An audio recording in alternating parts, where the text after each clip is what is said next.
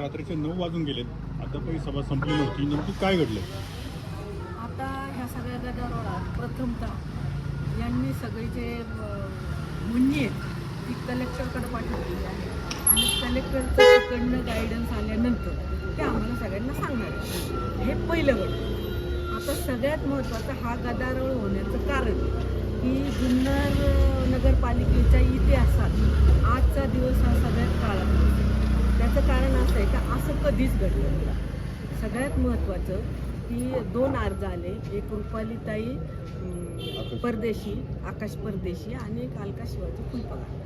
मी 3 वेळा ओपनमधनं नगरपालिकेची निवडणूक लढलेली आहे, निवडून आलेली आहे आणि आता 4थ्यांदा मी SC कॅटेगरीतून निवडून आले आणि त्याच्यानंतर मी गेल्या वेळेस उपनगराध्यक्ष पण होते. परंतु आत्ताच्या ज्या पीठासन अधिकारी आहेत यांना असं वाटलं की मागासवर्गीय बाई उपनगराध्यक्ष नाही झाली पाहिजे म्हणून कायद्याचं कुठलंही ज्ञान नसताना त्यांना पीठासन अधिकाऱ्याला अर्ज वैध आहे का अवैध आहे हे ठरवण्याचा अधिकारच नाही आहे. परंतु तरी त्यांनी बळच आमचा तो फॉर्म अवैध ठरवला नाही. म्हणजे आता ते निर्णय जेव्हा हे देतील तेव्हा. आणि कारण काय त्यांनी सांगितलं की तुमचं ऑब्जेक्शन आले. आता नुसतं ऑब्जेक्शन आल्यावर तुम्ही एखाद्याचा अर्ज अवैध करू शकत नाही.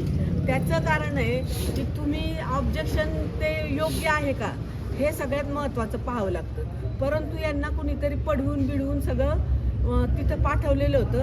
आम्हाला ते बोलू पण देत नव्हते, आमचा अर्ज पण स्वीकारित नव्हते आणि सगळ्यात महत्त्वाचं की त्यांना आम्हाला म्हणजे काही हेच करू द्यायचं नव्हतं. त्याच्यामुळं हा सगळा गदारोळ झालेला आहे. खरं तर त्या शिवसेनेच्या नगराध्यक्ष आहेत, शिवसेनेच्या आणि मॅजॉरिटी शिवसेनेची. सगळ्या शिवसैनिकांनी त्यांच्यासाठी जीव काढून काम केलंय.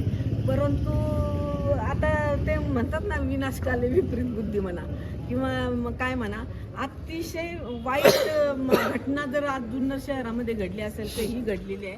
आणि मला खरं आवर्जून हे सांगावं वाटतंय की मी एवढा वर्ष जुन्नर नगरपालिकेत काम करीत होते, परंतु पहिल्यांदा असं झाले की मागासवर्गीय बाईला, दलित बाईला उपनगराध्यक्ष करायचं नाही म्हणून ह्या बाईचा सगळा हा खटाटोप होता. सभागृहात पुढे काय घडलं? जवळपास 6 तास सभागृह चालले. 6 तास सभागृह चाललंय. सभागृहात मग ते सारखं गदारोळ. आमचं म्हणणं काय होतं, मी त्यांना काय म्हणत होते, तुम्हाला कायद्याचं ज्ञान नाही ना मॅडम, तुम्हाला म्हणजे सर्व म्हणजे घरातून उठूनच आलेली बाई आहे तर तुम्ही प्रांत साहेबांना फोन करा, तुम्ही सीओना जरा बोलायची परवानगी द्या, कायदा कळू द्या सगळ्यांना. म्हणजे आम्हाला सभागृहालाही कळू द्या का नेमकं काय. पण त्यांचा एवढा हुकुमशाहीपणा चालला होता का ते म्हटलं नाही सीओनी तर बोलायचंच नाही. आणि अहो म्हणते प्रांतांना फोन करा, तुम्ही तहसीलदारांना करा, त्यांच्याकडनं गायडन्स घ्या ना. तुम्हीच चालवा ते, पण गायडन्स तरी घ्या. ते त्यालाही कबूल नव्हते कारण तिला मला उपनगराध्यक्षाच्या मागासवर्गीय बाईला बसवायचंच नव्हतं म्हणून हे सगळं चाललं. नगराध्यक्ष शिवसेनेचं बहुमत देखील आहे. असं असताना असं काय पडद्यामागं घडलं की हे सगळं घडलं? आता ते त्यांनाच माहिती, त्यांची कुटील नीती. आणि हे अख्ख्या जुन्नर शहराला पहिल्यापासून माहिती आहे की ती कुटील इतकी लोक आम्हाला काय काय म्हणत होती. पण आम्ही सगळं अर्ज सुद्धा स्वीकारलेला नाही. आम्ही सगळं कानामागं टाकून चला बाबा. पण ते ह्या कुटील नीतीच्या मागं ह्या असं षडयंत्र करणारी माणसं आहे ते आम्हाला माहित नव्हतं ना. विरोधी पक्षाचे जे नगरसेवक आहेत त्यांनी खरं तर प्रोसिडिंग फाडल्याचा देखील आरोप केला. काय तथ्य याच्यामध्ये? नाही ते आम्हाला काहीच माहिती. आम्ही ते प्रोसिडिंग कुठं होतं आणि कुणी फाडलंय कुठं काय केलं आम्हाला कशाचा पत्ता नाही. आम्ही आपल्या एका ठिकाणावर बसलो.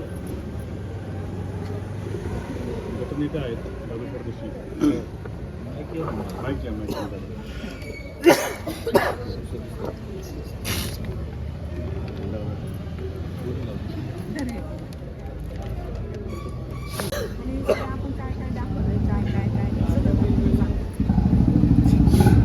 नमस्कार, जय शिवराय. आज सगळ्यांना माहितीच होतं दिनांक 13/1/2026 आज विषय लागली होती. पहिली सभा होती. त्याच्यामध्ये सकाळी शिवसेना व शिवजन्मभूमी विकास मंच या गटामार्फत आम्ही उपनगराध्यक्षांचा फॉर्म CO साहेबांकडं आम्ही जमा केला. सभा स्टार्ट झाल्यानंतर प्रमुख विषय जो होता, पीठासन अधिकारी तिथं आले आणि 1 ते 1:30चा जो टायमिंग होता, तो टायमिंग होता छाननीचा. पीठासन अधिकारी कोणत्याही प्रकारची छाननी न करता, त्या छाननीच्या फॉर्मवरती सिग्नेचर न करता त्यांनी त्यांचा निर्णय देऊन टाकला. आमचा तर आरोप असा आहे का छाननीचा अर्ज वर सिग्नेचर न करता त्यांनी जर निर्णय दिला असेल तर त्यांनी निवडणूक प्रक्रियाच राबवली नाही. आणि निवडणूक प्रक्रिया राबवत नसताना आम्ही त्यांना वारंवार सांगत होतो का तुम्हाला जर ही गोष्ट माहिती नसेल तर त्या ठिकाणी तुम्ही अधिकारी बसले, अधिकाऱ्यांचा विचार घ्या. त्यांनी अधिकाऱ्यांचा विचारसुद्धा घेण्यासाठी नकार दिला आणि त्यांची मनमानी कारभार त्यांनी चालू केला. सेकंड पार्ट, त्या छाननीच्या अधिकार टायमिंगला आमच्या उपनगराध्यक्ष जो फॉर्म भरला होता त्याच्यावरती आम्हाला ऑब्जेक्शन आलं होतं. ते ऑब्जेक्शन होतं अतिक्रमणाचं. ते ऑब्जेक्शन आल्यानंतर आम्ही सुप्रीम कोर्टाचा एक आदेश आहे तो आम्ही त्यांना दाखवत होतो आणि आम्ही त्यांना एक लेखी अर्ज करत होतो का सदर्व अर्ज बाद करण्याचा अधिकार पीठासन अधिकारी किंवा सीओना नाही आहे. ही गोष्ट आम्ही त्यांना वारंवार सांगून आम्ही आमचा अर्ज त्यांना देण्यासाठी वारंवार प्रयत्न करून सुद्धा त्यांनी आमचा अर्ज घेतलेला नाही. हा निर्णय पूर्णपणे एका बाजूने देण्याचा ते प्रयत्न करत होते. पूर्णपणे आमचं कोणतीही गोष्टीची दखल घेत नव्हते, आमचं म्हणणं ऐकून घेत नव्हते. आमचं म्हणणं ऐकायच्या टायमिंगला आम्हाला बसा म्हणून ह्या पद्धतीने बोलत होते. आम्ही वारंवार त्याला ह्या प्रत्येक गोष्ट सांगून सुद्धा त्यांनी आमचं म्हणणं ऐकलं नाही. हा तो निर्णय तुम्ही बघू शकता. आम्ही हा अर्जाबरोबर ही कॉपी जोडत होतो. सुप्रीम कोर्ट जजमेंट आहे, आम्ही जोडत होतो. त्याला सुद्धा त्यांनी हात लावला नाही. हे बाय रेकॉर्ड तिथं कॅमेऱ्यात आलेले आहे. याच्यामध्ये स्पष्ट ठेवलं की उपनगराध्यक्ष जो फॉर्म जो असतो तो फॉर्म बाद करण्याचा, अतिक्रमण ह्या विषयावर बाद करण्याचा अधिकार पीठासन अधिकाऱ्याला नाही आणि सीओना सुद्धा नाही. या सगळ्या गदारोळामध्ये त्यांनी विषय मांडत असताना ते विषय मांडायला लागले. विषय मांडल्यानंतर आम्ही त्यांना म्हटलो तुम्ही जो निर्णय घेणार आहे हा कायद्यामध्ये बसत नाही, तुम्ही हा निर्णय घेऊ शकत नाही. त्याच्यानंतर गदारोळ झाला. आम्हाला त्यांनी आम्ही त्यांना रिस्पेक्टफुल बोलत होतो. आम्हाला आमच्या ज्या आई आहेत, ज्या सदस्य आहेत आणि त्यांनी उपनगराध्यक्ष पदाचा फॉर्म भरला होता, जाणून बुजून त्यांना 4 वेळा सांगत होते तू खाली बस, तुझा बोलायचा अधिकार नाही. सदस्य म्हणून आम्ही ह्या सभागृहात निवडून आल्यानंतर आम्हाला संविधानाने अधिकार दिलेला आहे. आम्ही एखादी निवडणूक लढू शकतो, आम्ही तो फॉर्म भरू शकतो. उगाच ते दलित असल्या कारणाने त्यांच्यावरती आरोप करायचे, त्यांना निवडून आणून द्यायचं नाही आणि त्याच्या पद्धतीने वेगवेगळ्या पद्धतीने प्लॅनिंग करायचं. आणि अजून एक गोष्ट तुमच्या निदर्शन आणून देतो, सभागृहामध्ये पीठासन अधिकाऱ्याला गाईड करणारे लोक होती. ते जे म्हणणार बाहेरचा, त्यांचीच मुलगी त्या ठिकाणी अवेलेबल होती. प्रत्येक 5-5 मिनिटांनी ती त्यांना मोबाईल लिहून द्यायची, मोबाईलवर बोलणं करून द्यायची, वेगवेगळे अर्ज लिहून द्यायची आणि ते ऐकायचे. असं कायद्यात कुठंही तरतूद नाही. ठीक आहे, त्यांनी जरी परवानगी दिली तर ते बसू शकतात, पण ते मोबाईल देऊ शकत नाही, अर्ज लिहून देऊ शकत नाही, त्यांना गाईड करू शकत नाही. आम्ही वारंवार तक्रार करून सुद्धा त्यांना बाहेर काढण्यात आलेलं नाही. ही गोष्ट तुम्हाला मी निदर्शन आणतो. सेकंड, त्याच्यानंतर आज या सगळ्या गोष्टीवरती तहसीलदार साहेब इथं आले. ही सगळी गोष्ट त्यांनी समजून घेतली. ही गोष्ट समजून घेतल्यानंतर हा कलेक्टरकडे त्यांनी पाठवून दिलाय आणि कलेक्टरचा आदेशाचा ते वाट बघतात आहे. आणि अर्ज तुम्हाला ती सिग्नेचर सांगतो, जी निवडणूक पद्धत आहे ना, निवडणूक प्रोसेस 1 ते 1:30च्या दरम्यान छाननीची प्रोसेस होती. मोरे साहेब तिथं जे आतमध्ये जो कॅमेरा चालू होता गव्हर्नमेंटचा, सरकारतर्फे जो कॅमेरा ठेवला होता, त्याच्यामध्ये 1 ते 1:30च्या दरम्यान कुठेही छाननीच्या अर्जावरती पीठासन अधिकाऱ्याची सिग्नेचर नाही. त्यांनी ती सिग्नेचर निर्णय दिल्यानंतर 2:45 सिग्नेचर केली. ते बाय रेकॉर्ड आहे. म्हणजे तुम्ही निर्णय देता आणि 2:45ला त्या छाननीच्या अर्जावरती तुम्ही सिग्नेचर करता. तुम्ही निवडणूक प्रक्रियाच राबवली नाही. निवडणूक प्रक्रिया न राबवता तुम्ही एखादा निर्णय आमच्यावर लादण्याचा प्रयत्न केला आणि आम्ही वारंवार सांगून सुद्धा तुम्ही आमचं म्हणणं मांडलेलं ऐकून घेतलेलं नाही आणि आमच्यावरती अन्याय करण्याचा त्यांनी प्रचंड प्रयत्न केला, दबाव तंत्र वापरण्याचा प्रयत्न केला. पण आम्ही तो दबाव तंत्र वापरून न देता आम्ही सगळ्यांनी तिथं रिक्वेस्ट केली. हे जे अर्ज आहेत तुम्ही अर्ज पाहू शकता. हे अर्ज तुम्ही पाहू शकता. हे अर्ज याच्यावर टायमिंग आहे साहेब, तुम्ही अर्ज नीट बघा. हा एक अर्ज आहे, हा अर्ज आहे, याच्यावर टायमिंग आहे. हा अर्ज दुपारी 2 वाजता आम्ही त्यांच्याकडे देत होतो. 2 वाजता त्यांनी तो अर्ज घेतलेला नाहीये. दुसरा अर्ज सगळ्यात पहिल्यांदा हा अर्ज आम्ही त्यांना हा पण 2 वाजता देत होतो. त्यांनी आमचा अर्ज घेतलेला नाही. पण ह्याच टायमिंगला त्यांनी दुसऱ्या गटाचे अर्ज स्वीकारलेले आहेत आणि स्वीकारून त्यांनी त्याच्यावरती वेगवेगळ्या पद्धतीने सभा चालवण्याचा प्रयत्न केलेला आहे. आमचं म्हणणं अजून हे दुसरे पण 2 अर्ज आहेत. आम्ही त्यांना जे अर्ज करत होतो ते स्वीकारण्यात पूर्णपणे आम्हाला नकार देत होते आणि समोरच्यांचे अर्ज ते स्वीकारत होते. याचा अर्थ असा एक होतो सिंपल, ह्या गटामधून शिवसेना पक्षातून नगराध्यक्ष हे निवडून आलेले आहेत आणि ते निवडून आल्यानंतर पहिल्याच सभेला शिवसेना पक्षाच्या सदस्यांना आणि गटाच्या विरोधात जाऊन त्यांनी ही सभा चालवण्याचा प्रयत्न केलाय, आमच्यावर अन्याय केलाय. एक दलित महिलेवरती उपनगराध्यक्ष होऊ नये म्हणून माझ्या बरोबर आहे दादा, मला न्यायचं त्या ठिकाणी उपनगराध्यक्ष होऊ नये म्हणून त्याच्यावरती विरुद्ध वेगवेगळ्या ऍक्टिव्हिटी केल्या, कारवाई केल्या, दबाव आणला. हे पूर्णपणे आम्हाला मान्य नाही. प्रशासनाने आमची दखल घेतलेली आणि हा सगळा विषय त्यांनी समजून घेऊन कलेक्टर ऑफिसला पाठवलेला आहे. तिकडनं तो निर्णय येऊसपर्यंत हा विषय स्थगिती. त्याच्यामुळं तुम्ही ही दखल घेण्यासाठी आले, आम्ही तुमचं खरंच आभारी आहोत. जनतेला ह्या सर्व गोष्टी कळल्या पाहिजेत. निर्णय किती टाइम लिमिट, त्याला काय टाइम लिमिट आहे का कधीपर्यंत? टाइम लिमिट नाही आहे सर, पण मला एक कळतं, मी सगळ्यांना सांगतो, निवडणूक प्रक्रियाच चालवलीच नाही, निवडणूक प्रक्रिया पूर्ण झाली नाही. त्यामुळं निवडणूक घेता येणार नाही. त्या प्रक्रिया का घेता येणार नाही? जर कधी 1 ते 1:30च्या दरम्यान तुम्हाला जर छाननीचा टायमिंग होता, त्या छाननीच्या टायमिंगमध्ये त्यांनी अर्जावरती सह्या केल्या नाही, ते अर्ज पण बघितले नाही. 2:40-45 मिनिटांनी त्यांनी सही केली. त्याच्या अगोदर त्यांनी त्यांच्या मनाने निर्णय देऊन टाकला होता.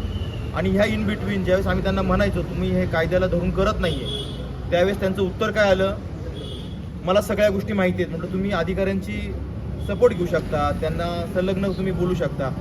मी अधिकाऱ्यांसंग बोलणार नाही, अधिकाऱ्यांना तो राईट नाही. वरिष्ठांसंग चर्चा करायला पण त्यांचा नकार होता, अधिकाऱ्यांसंग बोलायला पण त्यांचा नकार होता. ठरवून आले होते हुकुमशाही पद्धतीने आमच्यावरती एखादा विषय लादण्यासाठी. त्यामुळे आम्ही ह्या गोष्टीचा निषेध पण करतोय. आम्ही आमचं म्हणणं मांडले, प्रशासनाने आमची गोष्ट समजून घेतली आणि कलेक्टर ऑफिसला कळवलेली आहे. मयूर सर, सभागृहात धक्काबुक्कीचा पण प्रकार घडलेला आहे. सभागृहात धक्काबुक्कीचा प्रकार घडलेला नाहीये. त्या वेळेनुसार पोलीस स्टेशनला बोलवलं गेलं होतं, पण सभागृहात कुठेही धक्काबुक्कीचा प्रकार घडलेला नाही. शहरामध्ये अशी देखील चर्चा होती की ज्या नगराध्यक्ष आहेत सुजाता काजळे त्यांनी तुमचा व्हीप फेटाळला होता, की काय स्थिती आहे? नाही, व्हीप फेटाळला नव्हता. त्यांचं म्हणणं होतं का मला ज्या भाषेत व्हीप पाहिजे त्या भाषेत तुम्ही मला व्हीप आणून द्यावा, परंतु त्यांना वारंवार फोन करून पण त्यांनी व्हीप स्वीकारला नाही. नंतर आम्ही त्यांच्या घरावर व्हीप चिटकवून आलो, त्याच्यावर 2 साक्षीदारी ठेवलेले आहेत. आज सभागृहात काय झाले? आज सभागृहात पीठासन अधिकाऱ्यांनी मतदान प्रक्रिया पूर्णच केलेली नाही. त्यांनी कोणत्याही प्रकारचे आमचे अर्ज स्वीकारले नाही. त्यांनी विरोधी पक्षांचे अर्ज स्वीकारले. निवडणूक प्रक्रिया पूर्ण पार केलेलीच नाही. कालचा जो तुम्ही व्हीप त्यांना बजावला आणि तो फेटाळला, त्याच्यामध्ये काय होतं, नक्की काय उल्लेख होता? नाही, ते म्हटले पीठासीन अधिकाऱ्याला व्हीप द्यायचा अधिकार नाही, परंतु मी एक शिवसेना पक्षाचा गटनेता व शिवजन्मभूमी विकास मंच या पक्षाचा गटनेता म्हणून मला व्हीप द्यायचा अधिकार आहे. परंतु त्यांनी तो व्हीप स्वीकारला नाही. त्या कारणास्तव आम्हाला त्यांना व्हीप घरावर चिटकावा लागला नाही. खरं तर आज उपनगराध्यक्ष पदाचा देखील निर्णय झाला नाही. त्यानंतर कॉपचे देखील खरं तर एक काय निर्णय होता तो देखील नाही, झाला त्याच्या नाही. बाबतीत निवडणूक प्रक्रिया उपाध्यक्ष ती पार पडलेली नाही. त्यामुळे दुसरा विषय पहिलाच विषय घालायचा पूर्ण प्रकार झाला नसल्या कारणाने दुसऱ्या विषय आलाच आलेलाच नाही. पहिलाच विषय थांबलो आहे. आता पहिला विषय जो पुढे पाठवण्यात आला आहे, निर्णय प्रक्रिया तिकडनं होणार आहे, तिकडनं होणारी निर्णय प्रक्रिया आपल्याला मान्य राहील का? ते हो, निर्णय मान्य राहील. कलेक्टरांचा जो आदेश असेल तो आम्हाला मान्य राहील. स्वीकृत बाबत काय झालं? त्या विषयावर चर्चा झाली नाही. पहिली मतदान प्रक्रिया पूर्ण झाली नाही पहिल्या विषयासंदर्भात. दुसऱ्या विषयावर आज घालायचं काही रोज झाला. साहेब, पहिलीच मीटिंग तुमची अशी झाली, पुढं कसं काय सोबत चालणार? आता एक नाही, सांगतो आता- तुम्हाला, मी आता- विषय तोडून एक सांगतो. मी शिवसेना पक्षातून जे नगराध्यक्ष निवडून आले, सर्व जनतेने त्यांना मतदान केलंय. आम्ही सर्वांनी प्रभागातून आम्ही आमच्या पद्धतीने नगरसेवक जनतेतून निवडून आलो. आणि जनतेतून निवडून येत असताना आम्ही सुद्धा हे निवडण्यासाठी प्रचंड प्रयत्न केले. पण आज सभागृहामध्ये गेल्यानंतर त्यांचे जे आम्ही रंगरूप बघितले वेगवेगळ्या पद्धतीचे, हे रंगरूप स्पष्टपणे सांगतो तुम्हाला, मॅनेज असणारे रंगरूप होते. आणि इथून पुढं सभागृह कसा चालवायचा, आमच्या आई, आमचे सर्व सहकारी इथं आहेत, आमची मेजॉरिटी आहे. आम्ही सभागृह व्यवस्थित पद्धतीने जुन्नरच्या विकासासाठी, हितासाठी आम्ही सभागृह चांगल्या पद्धतीने चालवू, एवढी तुम्हाला आम्ही शाश्वती देतो. शिवसेनेचे नगराध्यक्ष विरोधकांना मॅनेज झाले असं तुम्हाला म्हणायचं 100%. आज जर कधी आमचा विचारच आमचा अर्जच ते घेऊ शकत नाही, आमचं बोलणंच आमच्याबरोबर बोलवू शकत नव्हते, आम्हाला प्रत्येक गोष्टीला खोडत होते आणि त्यांच्या प्रत्येक गोष्टीला समोरच्या लोकांचं जे म्हणणं ते सांगायचे, ते त्यांच्या तोंडात टाकायचे आणि मग ते बोलायचे. ते म्हणाल तिथं सह्या करायचे, म्हणजे इथं सही करा तिथं सही करायचे, ऑन रेकॉर्ड येते ऑफिशियल, इथं सही करा इथं सही करायची, इथं हे लिहा इथं हे लिहा. हे पूर्णपणे त्या लोकांनी सांगितलं आणि त्या मॅडमनी तेवढं पीठासन अधिकाऱ्यांनी कंप्लेंट केली. नगराध्यक्षांबाबत गटनेत्यांची आणि गटाची भूमिका काय राहते? शिवभक्त आमदार शरददादा सोनवणे त्यांच्या बाबतीत जो निर्णय घेतील तो आम्हाला सर्वांना मान्य नाही. मी तुमचं असं म्हणणं आहे का त्यांनी पक्षविरोधी काम केले म्हणून? हो हो केलेलेच पूर्ण पक्षविरोधीच काम. त्यांनी विरोधी पक्षासाठीच काम केलेलं. एक शेवटचा प्रश्न, काय परत आपण नगराध्यक्षाच्या निवडणुकीला लवकरच समोर जाणं? आमदार शरददादा सोनवणे या बाबतीत त्यांचा निर्णय कळवतील लवकर. धन्यवाद. सगळ्यांनी तुम्ही आमचं पाहिजे